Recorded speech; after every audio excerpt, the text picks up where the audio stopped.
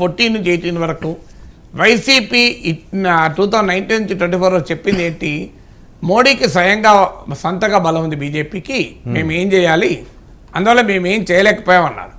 ఇప్పుడు అవకాశం ఉంది కదా, ఇప్పుడు ఆంధ్ర ఎంపీలతోనే కనుక బీజేపీ అధికారంలో ఉంటే విశాఖ స్టీల్ ప్లాంట్ ప్రైవేటీకరణ ఆగాలి, పోలవరం తక్షణం పూర్తి కావాలి, అలాగే మీకు కేంద్ర ప్రభుత్వం సహకారం ఇవ్వాలి. చంద్రబాబు నాయుడు మేనిఫెస్టోలో చెప్పాడు కదా, కేంద్ర ప్రభుత్వ సహకారంతో పథకాలు అమలు చేస్తామని.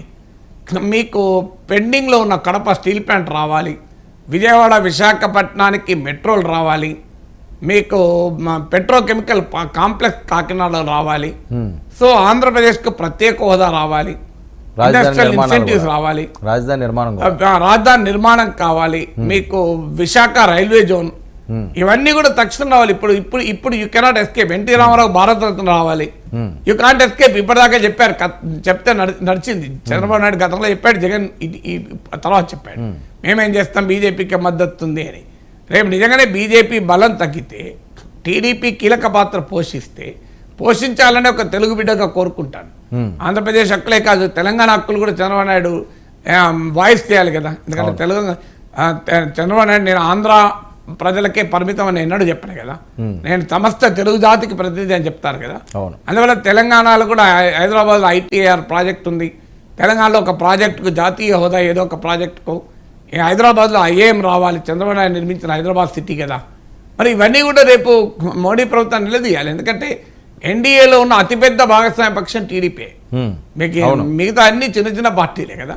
ఏక్నాథ్ షిందే శివసేన, అజిత్ పవార్ NCP, కర్ణాటకలో JDS, ఉత్తరప్రదేశ్లో అప్నాదల్, బీహార్లో JDU కూడా బాగా బలహీనపడింది. అందువల్ల ఇప్పటిదాకా బీజేపీ జాతీయ నాయకులు చంద్రబాబు నాయుడు పట్ల తృణీకరణ భావంతోనే వ్యవహరించారు. నిజంగా చెప్పాలంటే చంద్రబాబు నాయుడు పొలిటికల్ స్టేచర్కు తగ్గట్టు రెస్పెక్ట్ ఇవ్వలే మోడీ, అమిత్ షాలు. ఇది మనం కల్లారా చూసాం కదా. బహుశా ఇప్పుడు అది జరిగితే మంచిదే కదా. చంద్రబాబు నాయుడు అయినా, జగన్ అయినా, కేసీఆర్ అయినా తెలుగు నాయకులకు ఢిల్లీలో కనుక పలుకుబడి పెరిగితే ప్రతి తెలుగు బిడ్డ గర్వించాలి. ఒకప్పుడు 42 సీట్లు ఉన్నప్పుడు మనం ఆ రకమైన ప్రభావాన్ని చూపాం కదా.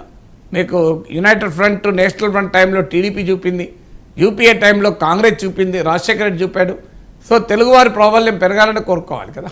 అవును సార్, ప్రధానంగా మంత్రులు, మాజీ మంత్రులు ఎవరైతే వైఎస్ఆర్సీపీలో కీలక భూమిక పోషించిన వాళ్ళు, మిథున్ రెడ్డి గారు అవ్వచ్చు, పెద్దిరెడ్డి గారు అవ్వచ్చు, బొత్స సత్యనారాయణ గారు అవ్వచ్చు, కొడాలి నాని గారు అవ్వచ్చు, వీళ్ళందరూ కూడా వెనుకంజలో ఉండడం, వాళ్ళందరూ కూడా ఓడిపోతున్నారు. అసలు ఊహించిన పరిణామం అనేది. అంటే మొత్తం 23 సీట్లు పరిమితమైనప్పుడు ఎవరు మిగులుతాడు ఇక. అవును, ఇక అది భారీగా తుఫాన్ వస్తే వటవృక్షాలు కూడా పడిపోతాయి కదా.